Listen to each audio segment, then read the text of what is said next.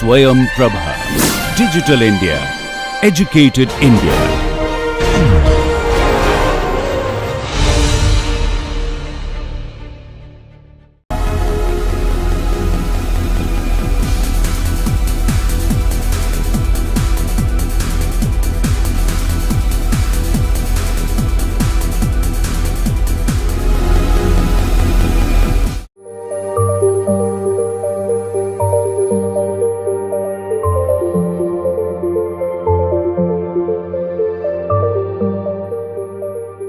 Welcome to the lectures on Cello Foundation. In the last lecture, we were discussing about the settlement of Cello foundations.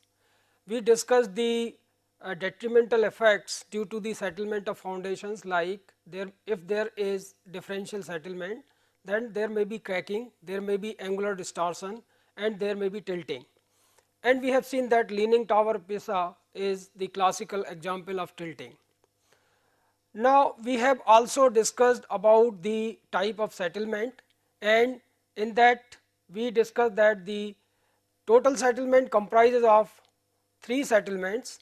One is known as immediate or elastic settlement, we designate it by SI, primary consolidation settlement, that is SC, and secondary consolidation settlement, that is SS. So, this total settlement of the structure can be written as SI plus SC plus SS. Now, in order to compute elastic settlement, which is of the immediate nature and due to the elastic compression of the soil mass, we have methods available based on theory of elasticity and the method that is suggested by Genvu et al. Now, the net elastic settlement SI for a flexible surface foundation based on theory of elasticity can be determined by this equation SI equal to Qn B 1 minus mu square upon Es into influence factor If.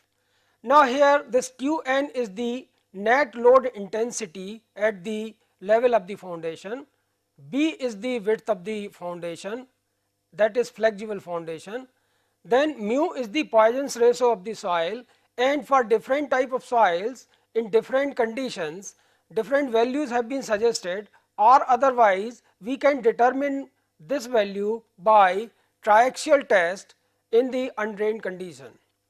Then we have Es as the modulus of elasticity of the soil, and again for this we can go for the laboratory method or the methods which are based on the field test, like standard penetration test or the plate load test or the pressure meter test or the static cone penetration test.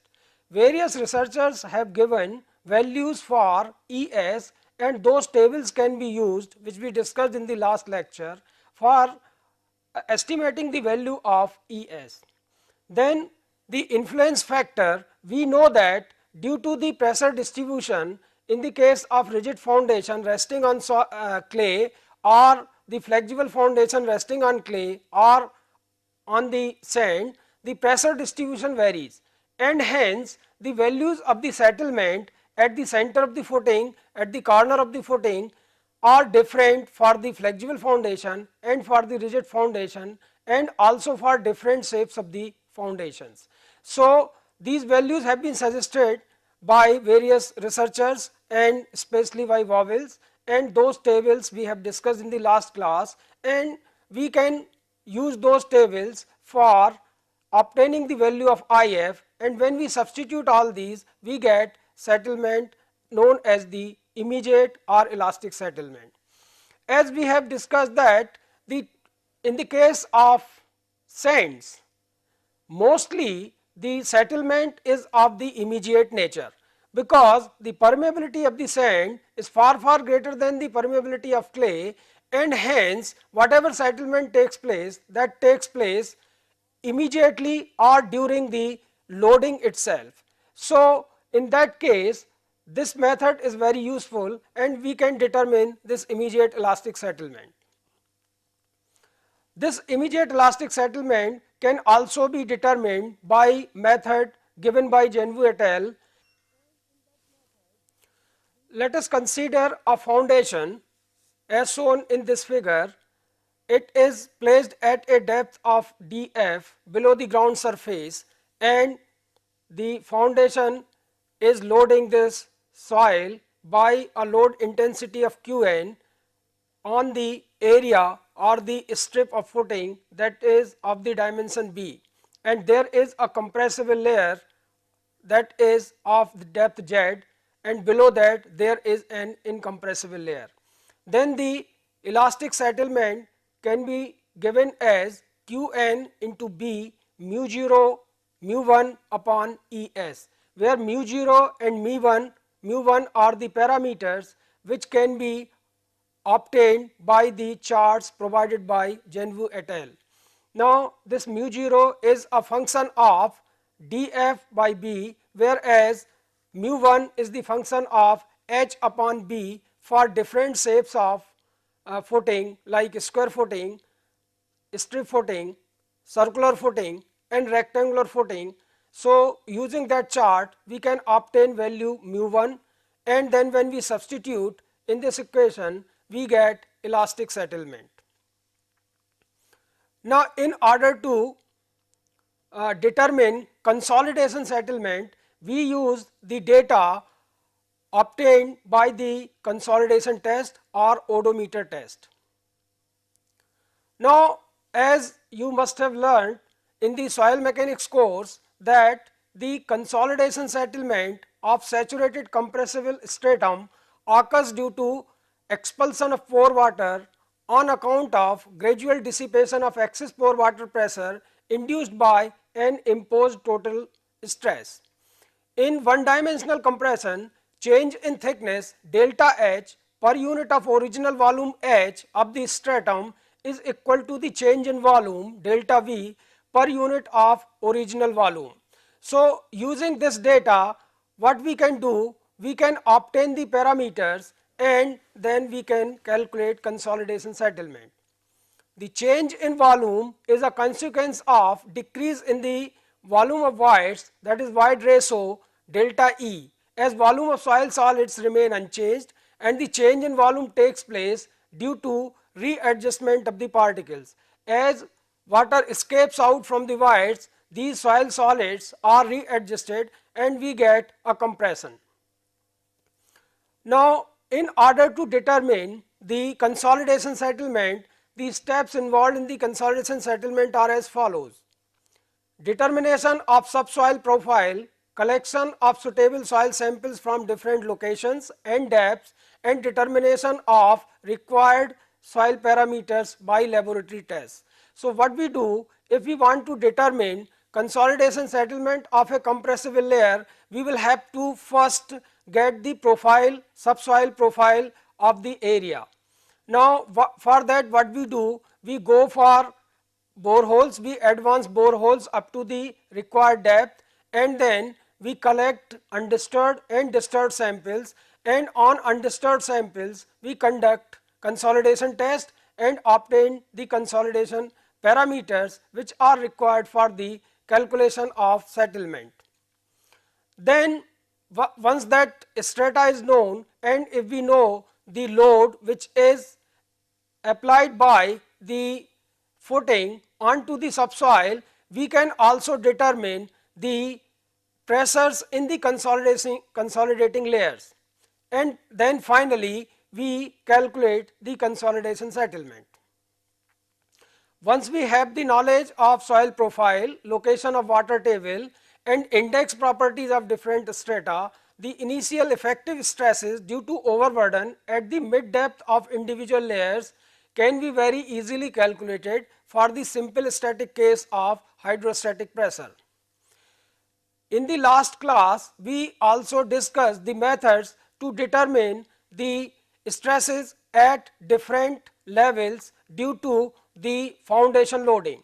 Now, we have methods given by Vuzinac, we have methods given by Westergaard. So, by using Vuzinac method or by using Westergaard, which is normally preferred in the sedimentary soil deposits, we can determine what is the increase in stress at the particular level.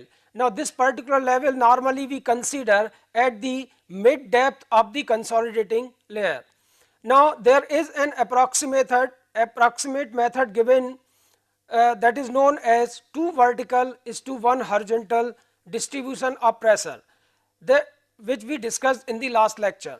Now, here there is a loaded area of width B and load intensity Q is applied to the soil. Then if we want to determine the stress increase due to this stress at a level Z depth below the ground surface, then what we will have to do, we will have to consider this 2 vertical is to 1 horizontal load distribution, and then the loaded area at that particular depth will become equal to the width of B plus Z, and hence what we can do, we can determine this increase in stress as B into Q into the dimension in the other direction. In the case of strip footing it is 1, in the case of rectangular footing it is length L, and in the case of square footing this is width B. So, from that we can distribute this load, total load B into Q into whatever is the dimension in this direction, divided by B plus Z into 1 or the dimension in the other direction depending upon the shape of footing. And hence we can calculate this value of the mean stress, increase in stress due to the foundation loading. Now, this is the graph or the curve which we obtain either by the Boussinesq method or by the Westergaard method, whereas this uniform stress intensity we get by 2:1 method. The consolidation test is performed in laboratory on the undisturbed specimen of clay extracted from different locations and depths. The compressibility characteristics like coefficient of compressibility AV, coefficient of volume compressibility MV, and compression index CC may be obtained by plotting curves between void ratio and effective stress. The pre-consolidation pressure may also be determined from this data. Now, as far as the consolidation test is concerned, you must have studied it in the soil mechanics course, but for the benefit I simply give you salient features of the consolidation test. What we actually do, we take out an undisturbed sample from the field, and then that undisturbed sample from the field is transferred to the consolidating ring. Consolidation test, in the consolidation test apparatus we have a consolidation ring of the standard size. Normally it is of the diameter 75 millimeter and thickness 20 millimeter. After transferring that in the consolidation ring, we keep this consolidation ring in the consolidation setup, and then we saturate the soil sample. We know that the consolidation theory given by Tarjagi is valid only for the saturated clays. So, we saturate the soil sample, and then after saturation is achieved, we apply a load increment, and in that load increment we get the compression of that consolidating layer at different time intervals, like starting from time t equal to 0 to time t equal to 0.25 minutes, then time t equal to 0.36 minutes, and likewise up to 24 hours we keep on measuring the compression. And after that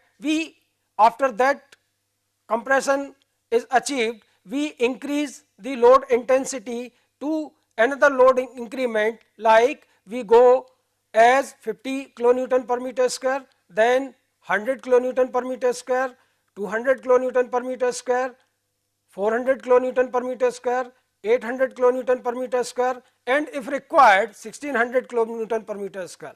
It has been observed from the test that this consolidation test is valid only for the large increment ratio, and that increment ratio should be at least 1. That's why we prefer 0, 25, 50, 100, 200 so that the load increment ratio is at least 1. Now, at all the stress increment, we find out the compression of the soil of that 20 millimeter thick soil layer, which we have already placed in the consolidation ring, and from this data we can obtain coefficient of consolidation or coefficient of compressibility, compression index, or we develop a relationship between E versus effective stress.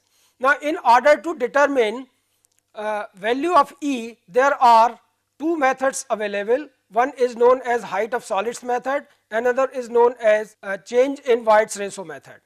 So, from that we develop a relationship between E versus sigma bar. Similarly, in order to get coefficient of consolidation, we have either Taylor's method, square root of time fitting, or Casagrande method, by which square root of log of t. Then using those methods we can determine coefficient of consolidation. But here in the calculation of ultimate settlement or total settlement, we are interested in AV, that is coefficient of compressibility, MV, that is coefficient of volume change, and the compression index, and using that we can determine the settlement. So, we develop a relationship between White ratio and effective stress. Once that relationship is known, using that relationship we can find out the consolidation settlement of the actual soil layer using those parameters. So, the volume of solids Vs is assumed unity, and void volume equal to E0, the void ratio of the soil before compression. If E as the void ratio after the primary compression is complete, the decrease in volume is delta E, that is E0 upon E0 minus EF. Then delta H, the thickness, change in thickness in the height of consolidating layer or its settlement, is given by delta H upon H equal to delta E upon 1 plus E0 into H0. Now, here this E0 is corresponding to the stress sigma 0 dash, that is the effective overburden pressure at the middle of the consolidating layer, and E final is the effective stress after the application of the load, or when we include sigma 0 plus delta sigma, and that delta sigma is determined by the 2:1 method. This is that void ratio versus effective stress relationship which we get from the consolidation test. So, from this, at different stresses we find out what is the void ratio either using height of solids method or change in void ratio method, and then we plot a relationship. Now, as can be seen from here that this is the void ratio corresponding to the initial condition, and this is the void ratio corresponding to the final condition. So, and this delta sigma bar is the increase in stress from sigma 0 to bar to this sigma f bar, that is the effective stress after the load has applied. Now, the slope of this curve is nothing but the coefficient of compressibility, AV.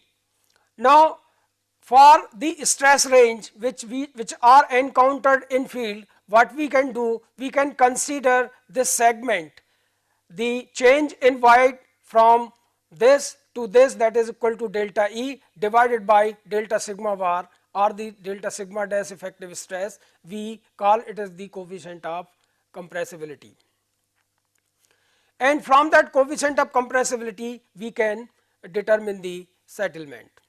So, this delta H equal to nothing but the consolidation settlement of the layer, that will be given by delta E upon 1 plus E0 into H0, where H0 is the thickness of the compressible layer, E0 is the initial void ratio, and this delta E can be determined if we read values of void ratio at sigma 0 dash effective stress and sigma 0 plus delta sigma dash, and whatever is the difference we substitute it here, and then we calculate consolidation settlement.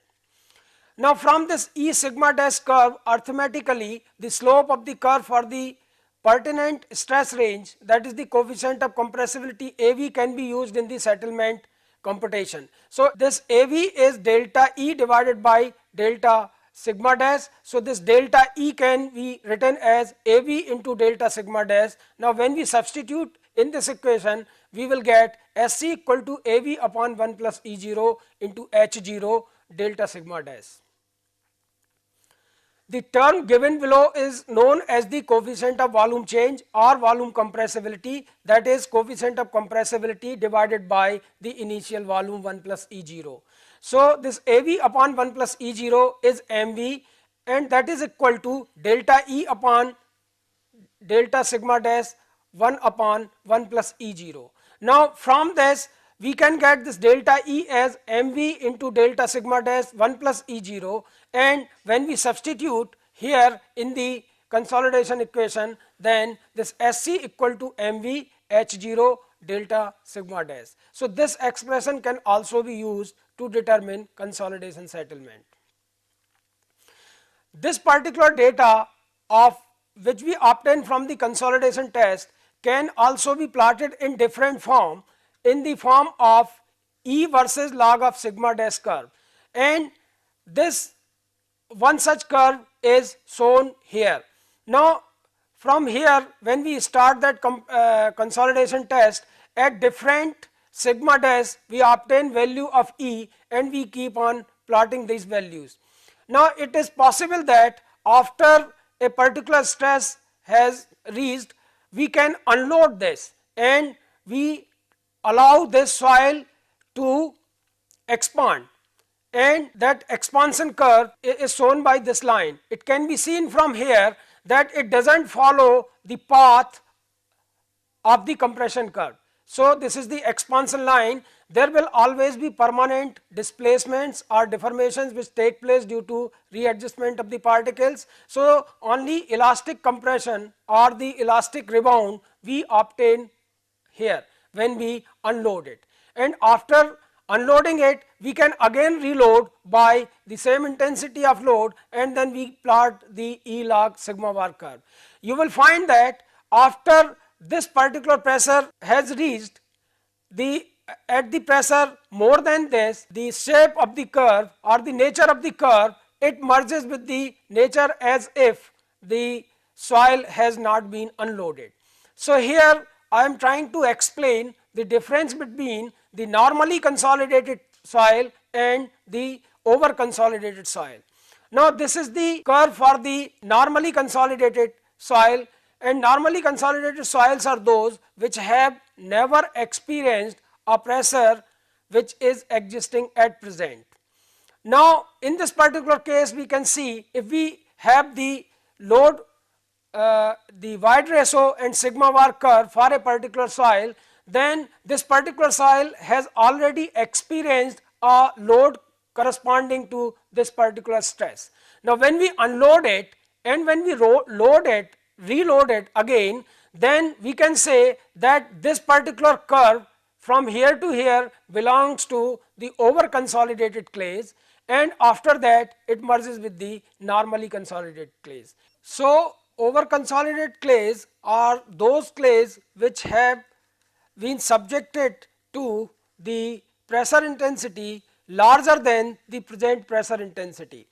So, here from these two we can obtain the compression index Cc as well as recompression index Cr. Now, this recompression index is the average slope of this curve of the expansion as well as recompression. So, here this compression index is nothing but the slope of the virgin compression curve for the case of the normally consolidated clays, whereas this slope is the slope of the recompression curve. Now, this you must have studied in the soil mechanics course. So, from the E log sigma bar curve of the normally consolidated clays, we can obtain compression index as delta E upon log of sigma f dash divided by sigma 0 dash. Now, from this we can express this delta E in terms of Cc, compression index, and hence the general equation for computing consolidation settlement may therefore be written as SC equal to CC H0 upon 1 plus E0 log of sigma f dash divided by sigma 0 dash. Thus, the settlement can be computed by using delta E or AV or MV or CC as input. While AV and MV are to be obtained for a particular pressure range, CC is a constant which is independent of the stress increment for normally consolidated clays only. The equation with CC can be used for only if the soil is normally consolidated. If the soil is pre-consolidated, the soil will not be under virgin compression. When loaded, it will undergo recompression. It becomes therefore necessary to find out whether the soil is normally consolidated or pre-consolidated. So, for that a method is given by A. Casagrande to determine whether the soil will behave as normally consolidated clay or the soil will behave as the pre-consolidated clay.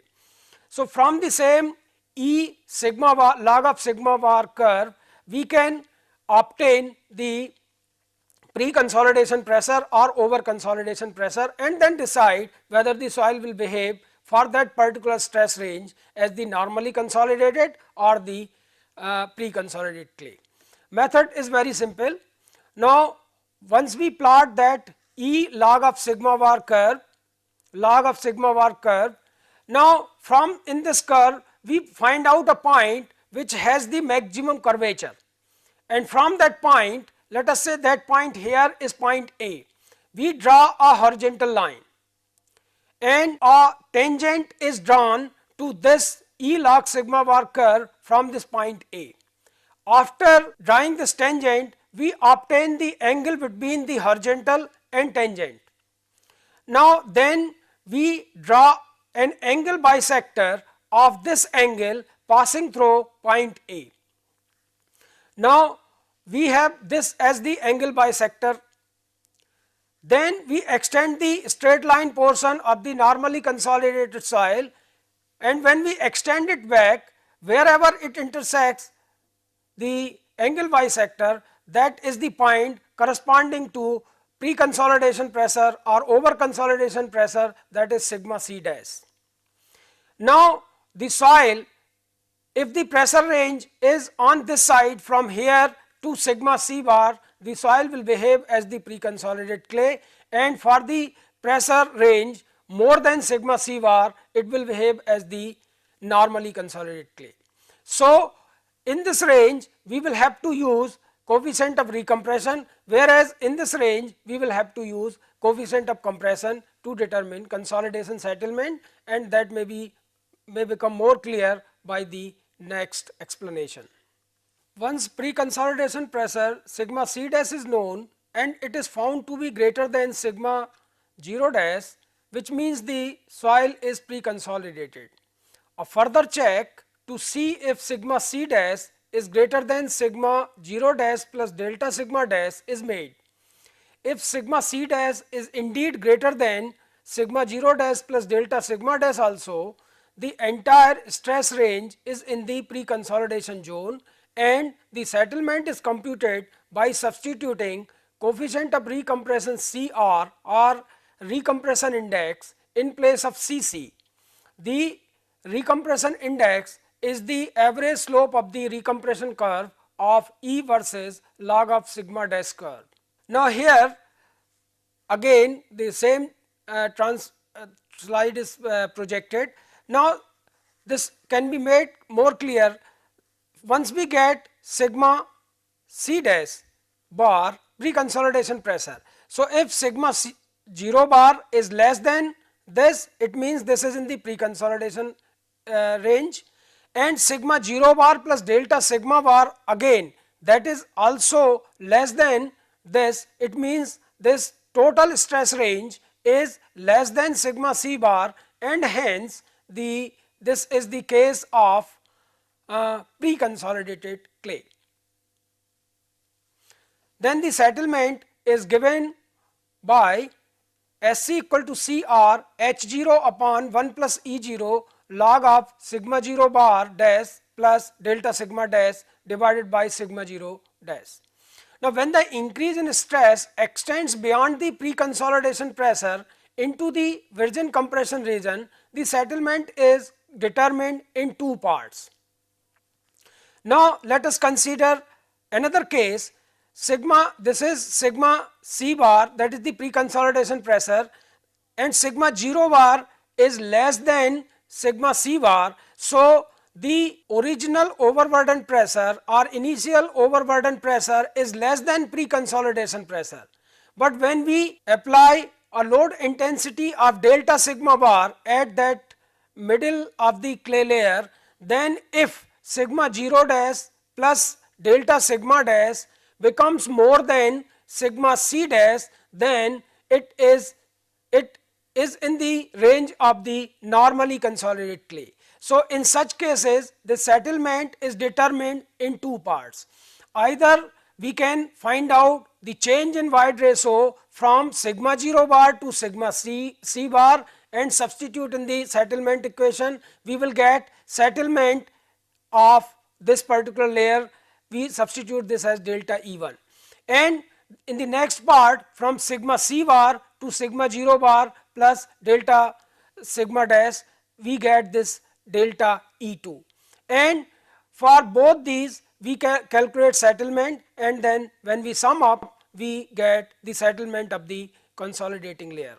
Or otherwise what we can do, for the stress increase from sigma 0 dash plus sigma c dash on the recompression curve, we find out the recompression index, and using this recompression index we calculate settlement SC1 for the part which is in the pre-consolidation range. And for the stress increase from sigma c bar to sigma 0 dash plus delta sigma bar on the virgin compression curve, we calculate this SC2 compression index H0 upon 1 plus E0 log sigma 0 dash plus delta sigma dash. Now, we can see from here that this is the final stress and this is the initial stress. For the pre-consolidation range, this sigma c bar is the final stress, and initial stress is sigma c 0 bar, whereas for the normally consolidated range, sigma 0 dash plus delta sigma dash is the final stress, and sigma c bar or sigma c dash is the initial stress. So, we will have to keep these things in, and we can calculate for SC1 and SC2, and when we sum up we get the consolidation settlement of the compressible layer. Now, this can be explained by a solved example. A footing 2 meter square rests on a soft clay soil with its base at a depth of 1.5 meter from ground surface. The clay stratum is 3.5 meter thick and is underlain by a firm sand stratum. The clay soil has the following properties: liquid limit as 30%, natural water content as 40%, specific gravity of soil solids as 2.7, phi u, that is 0 because this is the case of clay, and Cu equal to 0.5 kg per centimeter square. It is known that the clay stratum is normally consolidated. Using Skempton equation, determine the net safe bearing capacity of the footing. Compute the settlement that would result if this load intensity were allowed to act on the footing. Natural water table is quite close to the ground surface. Now, using Skempton equation, we can find out the net ultimate bearing capacity of the foundation. In order to get that, we first of all find out what is dF by B. In this particular case, this dF by B is equal to 1.5 divided by 2, that is 0.75, that is less than 2.5. Now, when it is less than 2.5, then NC is given by this expression, this we have already discussed in the lecture. NC equal to 5 plus 1 plus 0.2 dF by B, 1 plus 0.2 B upon L. When we substitute these dimensions, we will get this NC equal to 6.9, and net ultimate bearing capacity is, for the case of clay soils in which phi equal to 0, is Cu NC. So, NC we obtain from here, Cu is given. So 5 into 6.9, that is 34.5 ton per meter square. Now Q net safe can be obtained if we know net ultimate wearing capacity. If we divide it by factor of safety, we get this as 11.5 ton per meter square. Now in order to determine the overburden stress, we need to know the value of saturated unit weight of the soil. So for that, this saturated unit weight can be determined by this formula, Gs plus E upon 1 plus E whole multiplied by unit weight of water gamma W. Now this E can be determined for a saturated soil as water content into the specific gravity of soil solids. So here water content is 40%, 0.4 into 2.7, the Void ratio will be 1.08, and hence gamma, if we substitute this Void ratio here and unit weight of water, we get gamma saturated unit weight of soil as 1.82 ton per meter cube, and submerged unit weight, if simply we deduct minus 1, that is gamma saturated minus gamma W, that is equal to 0.82 ton per meter cube.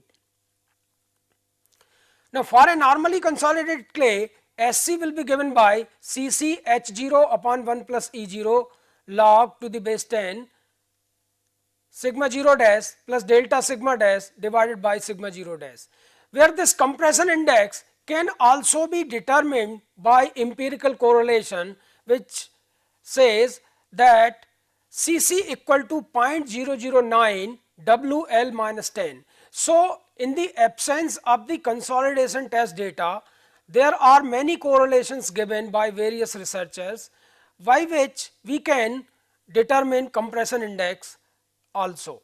Now a popular relationship is Cc equal to 0.009 WL minus 10. When we substitute liquid limit of the soil, then we get this compression index as 0.18. So in order to determine effective pressure due to the overburden at 2.5 meter, which corresponds to the middle of consolidating layer, that will be equal to effective unit weight, that is the submerged unit weight 0.82 multiplied by the depth, that is 2.5, equal to 2.05 ton per meter square. Now assuming our load spread of 2 vertical is to 1, to find out the increase in stress at the middle of the consolidating layer, we get delta sigma equal to 11.5. Now 11.5 is the net safe wearing capacity which we have obtained earlier, into this 2 square divided by 3 square, that is equal to 5.1 ton per meter square. So by using the approximate approach of 2:1, we can find out delta sigma. Now when we substitute all these values in the consolidation equation, we get consolidation settlement as 94 millimeter. Now whatever consolidation settlement or whatever settlement we have discussed so far, those settlements are to be corrected for 3-dimensional consolidation. Now here whatever settlement we have determined, that is for the 1-dimensional case, but actual in situ soil is confined from all the directions. So that is the case of 3-dimensional consolidation. So we will have to make corrections on the settlement which we obtain from 1-dimensional consolidation test data. A method is suggested by Skempton. Now calculation of consolidation settlement is based on 1-dimensional consolidation test results obtained from odometer test on representative samples of clay. These tests do not allow any lateral yield during the test, and as such the ratio of minor to major principal stresses, that is K naught, remains constant. In practice, the condition of 0 lateral strain is satisfied only in cases where the thickness of the clay layer is small in comparison with the loaded area. In many practical solutions, significant lateral strain will occur and the initial pore water pressure will depend on the in situ stress condition and the value of pore pressure coefficient A. which will not be equal to unity as in the case of one dimensional test. In view of the lateral yield, the ratios of the minor and major principal stresses due to a given loading at a given point in a clay layer do not maintain a constant K naught. Now, this initial excess pore water pressure at a point P in the clay layer is given by the expression delta U equal to delta sigma 3 plus A delta sigma 1 minus delta sigma 3. This is the equation given by Skempton, and delta U is the increase in pore water pressure which we call as the excess pore water pressure, and this is the pore water pressure due to dissipation of which consolidation settlement takes place, and that will be equal to increase in the minor principal stress delta sigma 3 and multiplied by a pore pressure coefficient A multiplied by delta sigma 1 minus delta sigma 3, that we call it as increase in the deviatoric stress. So, this delta U can be written as delta sigma 1 total multiplied by A plus delta sigma 3 upon delta sigma 1 minus A, where delta sigma 1 and delta sigma 3 are the total principal stress increments due to surface loading. It can be seen that U is greater than delta sigma 3 if A is positive, and delta U is equal to delta sigma 3 if A is equal to 1. The value of A depends on the type of clay, the stress levels and the stress system. It also depends on the over consolidation ratio. The figure shown next present the loading condition at a point in a clay layer below the center line of circular footing, showing conditions before loading, immediately after loading and after consolidation. Now, this is a point P which is considered in the consolidating layer of thickness H. Now, at this point P, if we consider a differential element, then the stress conditions are delta sigma 1, delta sigma 3, delta sigma 3 and the pore water pressure delta U. So, if a load is applied of net load intensity Qn, so the stress conditions at point P are as given below. Now, initial conditions are sigma 3 dash equal to sigma 0 dash, whereas in the vertical direction we can determine as gamma dash into the depth under consideration of the point P below the ground surface, and sigma 3 dash is equal to K naught sigma 0 dash, that is the lateral stress. Now, immediately after loading there will be an increase in delta sigma 1. So, this will be sigma 0 dash plus delta sigma 1 minus delta U, and lateral stress will be K naught delta sigma 0 dash plus delta sigma 3 minus delta U. After consolidation is over, all that delta sigma U which has got increased has got dissipated, and that is the excess pore water pressure. Now, after consolidation process is over, then this will become sigma 0 dash plus delta sigma 1 K 0 delta sigma 0 dash plus delta sigma 3. By the one dimensional method, consolidation settlement is expressed as in terms of coefficient of volume change 0 to H mv delta sigma 3 dz, where dz is the differential layer of consolidation. By Skempton-Jerome method, consolidation settlement is expressed as this.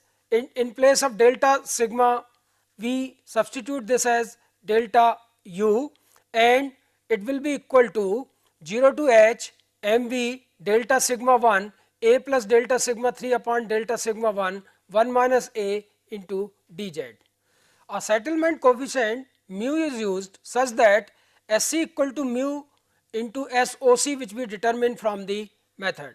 the expression for mu will then be equal to SC upon SOC. So, this will be equal to 0 to h mv delta sigma 1 in bracket multiplied by A plus delta sigma 3 divided by delta sigma 1 minus A into dz divided by 0 to h mv delta sigma 1 dz, where this be determined from the one dimensional consolidation equation.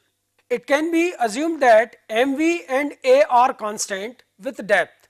Sublayers can be used in the analysis. Then mu can be written as mu equal to A plus 1 minus A into alpha, where alpha factor is given by 0 to h delta sigma 3 dz divided by 0 to h delta sigma 1 dz. Taking Poisson's ratio as 0.5 for a saturated clay during loading under undrained conditions, the value of settlement coefficient depends only on the shape of the loaded area and the thickness of clay layer in relation to the dimensions of the loaded area, and Poisson's ratio can be estimated from elastic theory.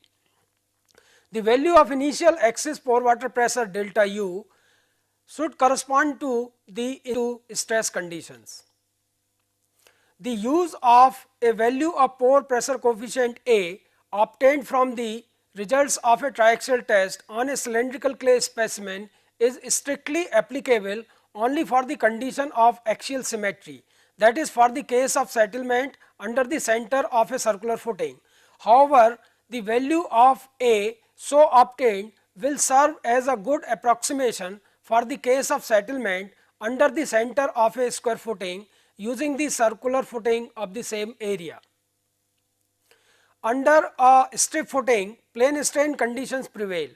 Scott 1963 has shown that the value of delta U approximate in the case of strip footing can be obtained by using a pore pressure coefficient AS as AS equal to 0.866 A plus 0.211. The coefficient AS replaces A for the case of strip footing, the expression for alpha being unchanged. The settlement coefficient mu as shown in next figure is a function of the type of soil or the A value and the shape of the foundation. This method is recommended for adoption by IS 8009 part 1 1976. So, this value of mu, settlement coefficient mu, can be obtained from this particular figure. Now, here this is the index figure in which this B is the width of the loaded area, H is the thickness of the clay layer, and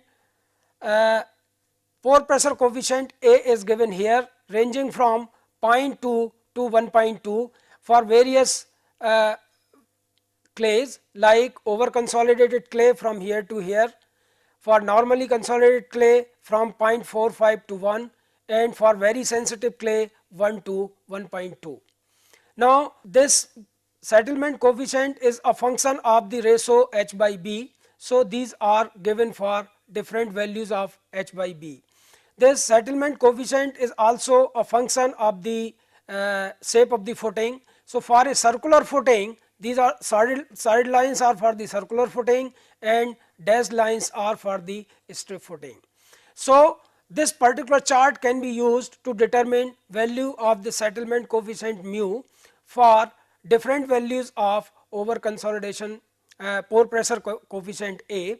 So, for we can make use of this. For example, let us say we want to determine the value for a circular footing. So, depending upon the value of A, let us say value of A is 0.4. So, for the circular footing, for H by B ratio equal to, let us say 0.5, this is the H by ratio equal to 0.5, and from this we can get this value of settlement coefficient. This settlement coefficient can be used to correct the settlement to take into account the three-dimensional state of stress.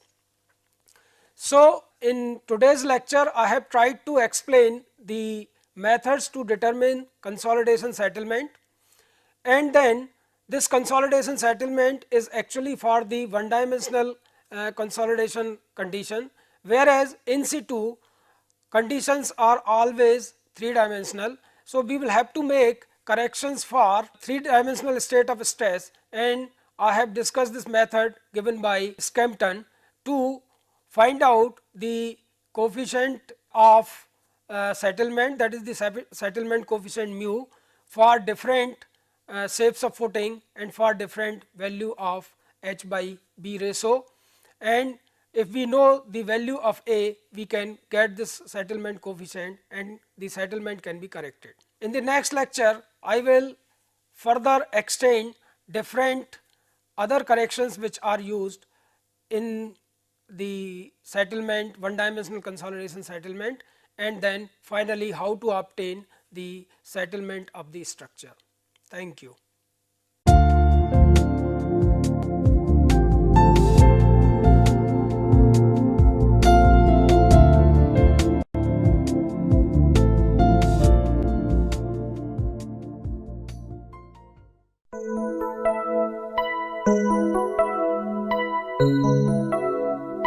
Thank you.